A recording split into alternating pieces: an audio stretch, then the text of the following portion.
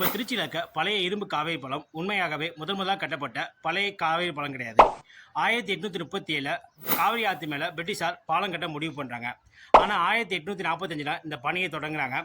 தொடங்கி கொஞ்ச நாள்லேயே பார்த்தீங்கன்னா ஒரு மிகப்பெரிய புயல்னால இந்த பணியை அப்படியே விட்டுறாங்க. 1846 திரும்பி அந்த பாலத்தை கட்ட ஸ்டார்ட் பண்ணி 1849 இன்ஜினியர் எட்வர்ட் லாஃபோர் தலைமையில் இந்த பாலத்தை கட்டி முடித்து மக்கள் பயன்பாட்டுக்கு கொண்டு வராங்க.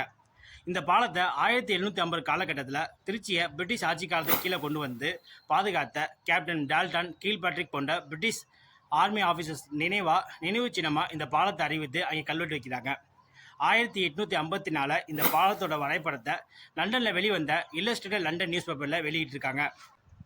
இந்த பழைய காவேரி பாலம் 1924 காவிரி ஆற்றில் வந்த மிகப்பெரிய வெள்ளத்தினால சேதமாகிடுச்சு. திரும்பி அதே ஃபவுண்டேஷனில் ஒரு இரும்பு பாலத்தை கட்டி மக்கள் பயன்பாட்டுக்கு 1929 கொண்டு வராங்க. அதான் இந்த பழைய இரும்பு காவேரி பாலம்.